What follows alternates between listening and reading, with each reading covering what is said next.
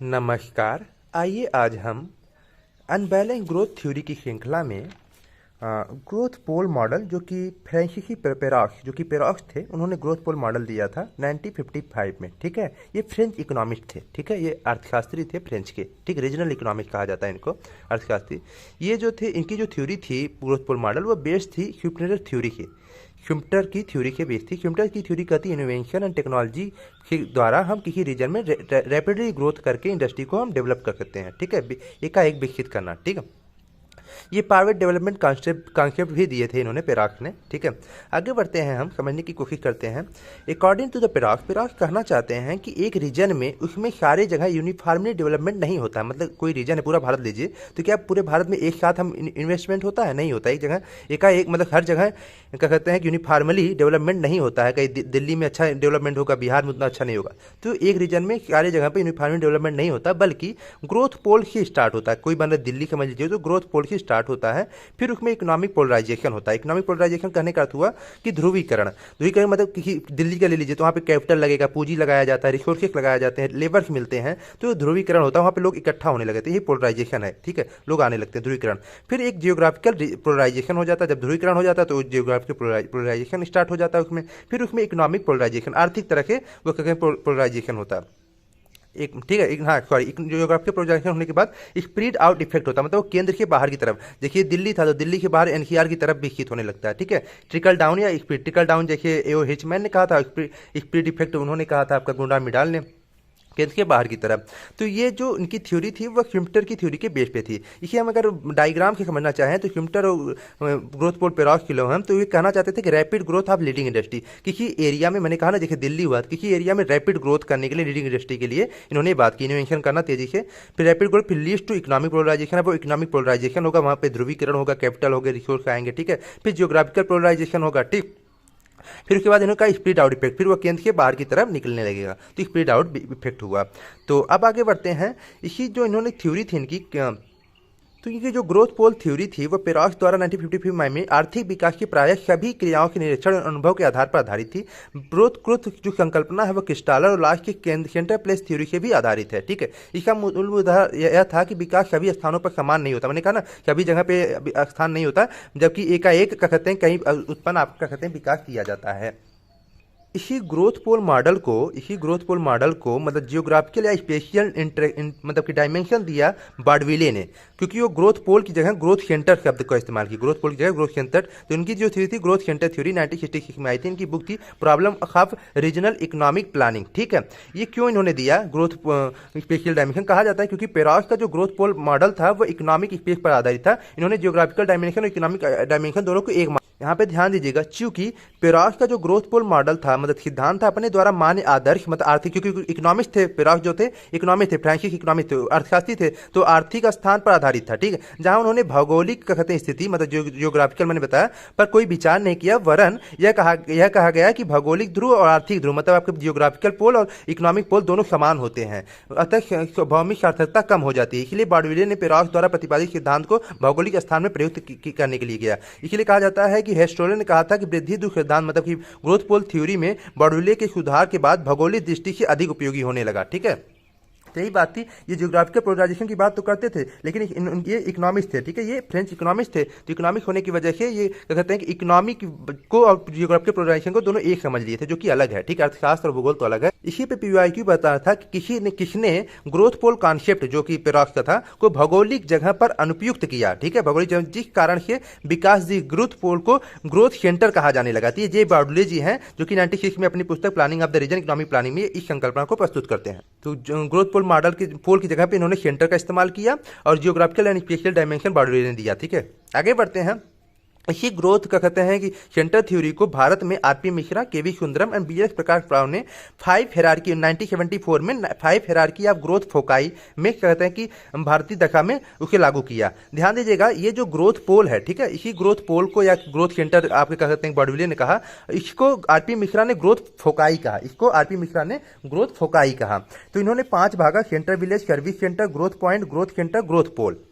तो यहाँ पे आप देख सकते हैं आरपी मिश्रा केवी सुंदरम द्वारा।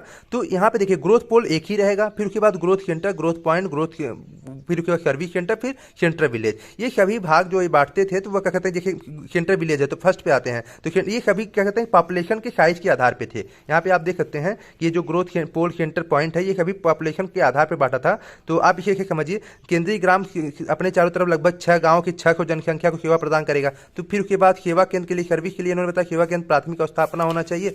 ये भी इन्होंने इसी तरह के बताया कि केंद्र की जनसंख्या का औसत 5,000 होगी और अतः 60 करोड़ ग्रामीण जनसंख्या सेवा प्रदान के लिए 20,000 सेवा केंद्र। ऐसे ही इन्होंने ग्रोथ पॉइंट के लिए उन्होंने बताया कि प्रत्येक बिंदु 5 सेवा केंद्रों सेवा प्रदान करेगा और ग्रामीण क्षेत्रों को 1.5 लाख जनसंख्या सेवा उपलब्ध कराएगा। ठीक है, वृद्धि बिंदु की अपनी जनसंख्या 10,000 से 25,000 बीच होनी चाहिए। ठीक उसी प्रकार से ग्रोथ सेंटर के लिए इन्होंने कहा संपूर्ण में 500 ग्रोथ सेंटर विकसित किए जाने चाहिए। ऐसे इन्होंने अपनी बात रखी।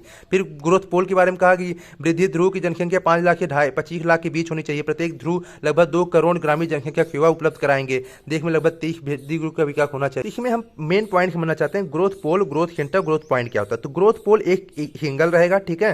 ग्रोथ सेंटर उसका सब भाग रहेगा, ग्रोथ पॉइंट उसका और भाग आएगा। देखिए हमारे पूरे भारत की राजधानी क्या है, दिल्ली है। तो दिल्ली एक ही होगी ना पूरे भारत की राजधानी। अब उसमें जितने भी राज्य है उसकी अपनी अपनी वो होती है। तो देखिए लखनऊ यूपी की हो गई तो ग्रोथ सेंटर हो गया, ठीक है। पोल तो एक ही हुआ, फिर ग्रोथ सेंटर लखनऊ हो गया। फिर उसका अगर हम पॉइंट पे जाएं तो देखिए लखनऊ यूपी में हमारा जौनपुर डिस्ट्रिक्ट हो गया, ठीक, जहाँ पे मैं रहता हूँ। तो ये हमारा पॉइंट में हो जाए तो कई डिस्ट्रिक्ट हो गए। तो ये आप ऐसे भी ले सकते हैं, मान लीजिए कि हम जौनपुर डिस्ट्रिक्ट को ग्रोथ पोल मानते हैं, ठीक है। जौनपुर डिस्ट्रिक्ट को अगर हम ग्रोथ पोल मानेंगे तो उस जौनपुर डिस्ट्रिक्ट में कितने सब डिस्ट्रिक्ट हैं। तो सब डिस्ट्रिक्ट मतलब कि सब डिवीजन कितने, सब सेंटर है तो कितने तहसील है। तो जैसे आपके ग्रोथ सेंटर हो जाएंगे तो तहसील में आ जाएंगे। मेरे जैसे शाहगंज है, फिर बल्लापुर है, ठीक है, फिर आपका मड़ियाहू है, मछली शहर है, तो ये सब सेंटर में आ जाएंगे तहसील में, ठीक। अब उस तहसील में कितने ब्लॉक हैं, उस तहसील में कितने ब्लॉक हैं, तो ये हमारे पॉइंट में आ जाएंगे, ग्रोथ पॉइंट। तो आप ऐसे ले सकते हैं। कहने का अर्थ था कि ग्रोथ पोल एक ही रहेगा, सिंगल ही रहेगा, उसके सब डिवीजन होते जाएंगे तो ग्रोथ सेंटर हो जाएंगे, फिर ग्रोथ पॉइंट हो जाएगा। तो ध्यान दीजिएगा, ये जो बुक, इनकी बुक थी, क्या कहते हैं कि मिश्रा, आरपी मिश्रा की, BL प्रकाश राव जी की और सुंदरम जी की, ठीक है। 1971 में इन्होंने बुक लिखा था, PYQ पूछा हुआ है, growth pole and growth centre for the regional economic development in India. ये किसकी बुक है, मिश्रा राव और सुंदरम, 1971 में। अब हम पढ़ते हैं आगे मेट्रोपॉलिस सैटेलाइट हायरार्की, या फिर हम कहते हैं dependency theory of under developed, जो कि AG फ्रांक का है 1971 में। ये आपके सिलेबस में है, ठीक। तो इनकी जो थ्योरी है, और इसी में राहुल पेपजिक भी इन्होंने दिया है, दोनों लोग साथ में क्या कहते हैं दिए हैं, राहुल पेपजिक जी और AG फ्रांक जी। तो आप ध्यान दीजिएगा, इसमें इनकी जो थ्योरी है वो मेट्रोपॉलिस सैटेलाइट, मेट्रोपॉलिस मतलब कि जैसे कि एक क्षेत्र होता है ना, मेट्रो सिटी, जैसे भारत का लीजिए मेट्रो सिटी, तो उसके आसपास सैटेलाइट टाउन रहता है। तो कहा जाता है कि मेट्रो जो सिटी होती है वो सैटेलाइट सिटी का शोषण करती है, ठीक है। वो क्या कहते हैं कि शोषण करती है। आप ऐसे समझिए, जो सैटेलाइट टाउन रहता है उसमें जो है लोग जाते हैं मेट्रो सिटी में काम करते हैं और फिर सैटेलाइट टाउन में चले आते हैं। तो किसके लिए वो कार्य कर रहे हैं, मेट्रो सिटी के लिए कार्य कर रहे हैं। तो मेट्रो सिटी विकसित होगा और जो आपका सैटेलाइट टाउन होगा उतना तेजी से विकसित नहीं होगा। तो इसलिए कहा जाता है मेट्रो सिटी क्या कहते हैं सैटेलाइट टाउन का शोषण करती है। तो सैटेलाइट टाउन जैसे गुरुग्राम, नोएडा हो गया, ये सब आपका सैटेलाइट टाउन हुआ दिल्ली का, अगर हम देखें। तो कहने का अर्थ ये था कि देखिए अमीर लोग गरीब का शोषण करते हैं, इसी तरह के है। तो इसी एग्जाम्पल का यूज करके इन्होंने dependency theory of under development, मतलब अल्पविकसित देशों के लिए जो डिपेंडेंसी निर्भरता रहती है उसके बारे में ये AG फ्रैंक और राहुल पेपजिक जी बताते थे। AG फ्रैंक अर्जेंटीना के इकोनॉमिस्ट थे, ठीक है। यह सिद्धांत जो है मार्क्सिस्ट थिंकिंग, मतलब पूंजीवादी शोषण पर आधारित है। जो अमीर है वो अमीर होता जा रहा है, उस पर यह आधारित है, ठीक है। आगे बढ़ते हैं। इस सिद्धांत में क्या कहा जाता है कि यह सिद्धांत अमीर, रिच और गरीब, मतलब पुअर कंट्री, जानता है रिच और क्या कहते हैं कि पुअर कंट्री के बीच डोमिनेंस और डिपेंडेंसी को दर्शाता है। मतलब कि जो अमीर है वो डोमिनेंस, प्रभुत्व को दर्शाएंगे, रिच होंगे, और जो आपके गरीब है वो डिपेंडेंट, निर्भर रहेंगे, ठीक है। इसको दर्शाता है। और इसमें ये दूसरी लाइन ये है कि सस्ते श्रम और रॉ मटेरियल के माध्यम से अमीर देश को अल्पविकसित देशों से लाभ मिलता है। कहने का अर्थ हुआ कि आप ऐसे समझिए कि भारत में जो रॉ मटेरियल होता है, जैसे आयरन ओर हुआ, तो इसको जापान ले लेता है, फिर बाद वह अच्छे अच्छे कार, महंगे महंगे कार बना के फिनिश गुड करके भारत में बेचता है। तो कहने का अर्थ ये था कि हमसे तो सस्ता लेता है माल और वहां के करके महंगा माल बेचता है, ठीक। तो वही है कि सस्ते श्रम और रॉ मटेरियल के माध्यम से अमीर देशों को अल्पविकसित देशों के लाभ मिलता है। तो कहने का अर्थ ये था कि आप कहते हैं कि गरीबों का शोषण होता है और अमीर अमीर होते जाते हैं। तो अमीर जो है देखिए डोमिनेंस, अमीर जो होते हैं डोमिनेंस रहते हैं, और जो गरीब रहते हैं वो डिपेंडेंस। देखिए अमेरिका हुआ तो डोमिनेंस ही दिखाना चाहता है कि मैं अमीर हूँ, मेरे अंडर में भारत भी रहना चाहिए, ठीक है। और डिपेंडेंस ही बेचारा भारत रहता है। अब हम रीजनल प्लानिंग को समझने की कोशिश करेंगे। प्लानिंग रीजन, ठीक है। नियोजन प्रदेश क्या होता है? तो नियोजन कहने का अर्थ हुआ कि नियोजन प्रदेश जो प्रदेश के अंदर कोई एक रीजन ले लीजिए, उसके अंदर या बाहर मतलब कि उपलब्ध संसाधनों के आधार पर आर्थिक एवं सामाजिक उत्थान करने में पूर्णतः सक्षम हो। कहने का अर्थ ये था कि जो एक रीजन है, उस रीजन में based on the available resource, उसमें जो क्या कहते हैं अवेलेबल रिसोर्सेज हैं, उसके आधार पर हम इकोनॉमिक एंड सोशल अपलिपमेंट करें। वहाँ पे जितने भी मतलब कि अवेलेबल रिसोर्सेज हैं उसको हम अच्छे से यूटिलाइज करके उसका उत्थान करें, उसको आगे बढ़ाएं, अपलिपमेंट करें, ठीक है, इकोनॉमिकली और सोशली, ठीक, पूर्णतः अपलिपमेंट करें। तो प्लानिंग करके आप उसे अपलिपमेंट करना, वही है प्लानिंग रीजन, ठीक है। आगे बढ़ते हैं, किसी रीजन में क्या कहते हैं वहाँ पे जितने भी based on the available resources हैं उसको प्लानिंग करके उसको अपलिपमेंट करना, इकोनॉमिक एंड सोशली अपलिपमेंट देना, उसी को हम प्लानिंग रीजन कहते हैं। अब हिरार्की या प्लानिंग रीजन को समझने की कोशिश करते हैं। नियोजन प्रदेश का पदानुक्रम, ठीक है, हिरार्की। तो इसे मैक्रो रीजन, मेसो रीजन और माइक्रो रीजन में बांटा जाता है। मैक्रो मतलब बृहद प्रदेश, इसमें विशद संसाधन जो कहते हैं मूल्यवान संसाधन है, उसमें विकास संबंधी निर्णय लिए जाते हैं, डेवलप डिसीजन लिए जाते हैं, ठीक। एग्जाम्पल के लिए जैसे रिवर वैली डेवलपमेंट प्रोग्राम, नदी घाटी विकास कार्यक्रम, नदी घाटी का विकास कार्यक्रम लंबे क्षेत्र में रहेगा, ठीक है, तो 2-3 रीजन को भी ले सकता है, 2-3 मतलब स्टेट को भी ले सकता है। तो इसमें क्या होता है कि इस संसाधन का हम अच्छे से उपयोग करके आगे बढ़ते हैं। माइक्रो मतलब बृहद संसाधन है, ये लंबा संसाधन है, लंबे सिंचाई संबंधी इरिगेशन प्रोजेक्ट तो बहुत लंबे एरिया में रहेगा, ठीक है, विद्युत हो गया, ऐसे प्रकार के। मैक्रो रीजन में क्या होता है, बृहद प्रदेश, माइक्रो रीजन के उपविभाग होते हैं। ये जो मैक्रो रीजन था उसके उपविभाग जो है बृहद प्रदेश के उपविभाग होते हैं मैक्रो रीजन, मध्यम प्रदेश बृहद प्रदेश के उपविभाग होते हैं। माइक्रो रीजन अगर हम देखें मतलब कि वो मैक्रो रीजन के उपविभाग होते हैं, मध्यम प्रदेशों के भाग होते हैं। मतलब ये जो मैक्रो रीजन है वो लघु प्रदेश जो है मैक्रो रीजन के भाग होते हैं जो किसी विशेष समस्या का उद्बोधन करते हैं। चूंकि ये प्रदेश नीचे के स्तर से जुड़े होते हैं अतः क्षेत्र के विकास नियोजन हेतु ये सर्वाधिक उपयुक्त इकाई होते हैं। कहने का अर्थ था कि देखने का था भारत में जो ग्रामीण एरिया है अगर वहाँ की स्टार्ट करें तो तेजी से बहुत ही इंपॉर्टेंट माना जाता है। तो क्षेत्र के विकास के लिए ग्रामीण को हम पहुँचेंगे तो वहाँ तक पहुँचेगा, ऊपर तक जाएगा, मैक्रो तक जाएगा। वैसे तो प्लानिंग रीजन में बहुत सारे लोगों ने अपनी शुरुआत किए थे, लेकिन कुछ इंपॉर्टेंट है उसको हम ले लेते हैं। देखिए इकोनॉमिक प्लानिंग रीजन प्रपोज किए थे डॉक्टर पीशन गुप्ता और गैलिना सदायुग, ठीक है। इन्होंने 7 मैक्रो 42 मेसो रीजन में इंडिया को विभाजित किया था 1967 में। इनका जो बेस था गैलिना सदायुग भारत को आर्थिक नियोजन प्रदेश में विभाजित किया। इन दोनों विद्वानों के अनुसार आर्थिक नियोजन प्रदेश के सीमांकन का आधार है। प्रत्येक प्राकृतिक प्रदेश में संसाधनों की उपलब्धता एवं उपयोग की मात्रा का विश्लेषण होना चाहिए, ये इनकी बात थी। यही फोकस किए थे जो हमारे रिसोर्सेज हैं उसकी अवेलेबिलिटी देखनी होगी और उसका यूजेज कैसे किया जाए, उसकी मात्रा का विश्लेषण होना चाहिए, ये बातें एक रखते हैं टाटा पीशन गुप्ता गैलिना सदायुग। ये इन्होंने बांटा हुआ है, ठीक है, इस रीजन में 7 रीजन में इन्होंने भारत को बांटा हुआ है। तो 7 मैक्रो रीजन में 42 मैक्रो रीजन में इन्होंने बांटा। आप इसे देख सकते हैं पीशन और सदायुग द्वारा। ये देखिए मैक्रो रीजन में 7 इनका बांटा हुआ है और फिर इसमें 42 जो है मैक्रो रीजन में इनका बांटा हुआ, मध्यम रीजन में। ये इनका पूरा रीजन है, ये पूरा है आपका। इसी प्रकार से आगे प्लानिंग रीजन आप प्रोफेसर मतलब आरपी मिश्रा, फिर केवी सुंदरम, बिलेश प्रकाश राव जी ने भारत को 13 मैक्रो 13 मैक्रो 36 मैक्रो रीजन में विभाजित किया है, ठीक। इसे भी आप समझ लीजिए। तो इनका जो विभाजन था 13 मैक्रो 36 मैक्रो रीजन में, इनके विभाजन का आधार जो था वो आर्थिक विकास स्तर था, मतलब इकोनॉमिक डेवलपमेंट लेवल था। फिर उसके बाद संसाधनों का वितरण कैसा है, मतलब रिसोर्सेज का डिस्ट्रीब्यूशन कैसा है और उसका उपयोग आदि इन्होंने अपना आधार माना। तो इनका रीजन ये है आपका 13, ठीक है।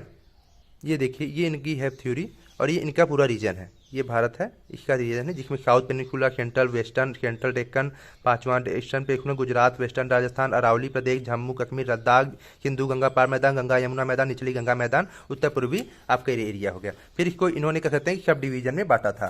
सब डिवीजन 36 का कहते हैं, ये सब डिवीजन है और ये आपका मतलब कि समझिए 36 और 13 जो है इनका वो हो गया 13। देखिए ये 11 12 13 13 इनका पूरा रीजन हो गया। इसी प्रकार से भारत में 1988 में एर्थ प्लानिंग कमीशन द्वारा मतलब योजना आयोग द्वारा, जो कि पंचवर्षीय योजनाएं जो नहीं चलती थी, इंडिया को क्या कहते हैं कि 15 एग्रो क्लाइमेटिक जोन 15 जो है agro climatic 15 agro climatic zone में बांटा था, विभाजित किया था। और इनका जो बांटने का आधार था वो climate, soil characteristic, rainfall and water ability, मतलब कि जलवायु, मृदा का प्रकार कैसा, वर्षा कैसी हो रही और वाटर एबिलिटी कितनी है, इसके आधार पर इन्होंने बांटा था। ये जो बांटे हैं इसका मैंने वीडियो बनाया है पिछले, मैं इसे डाल दूंगा, रीजनल प्लानिंग डेवलपमेंट में मिल जाएगा आपको।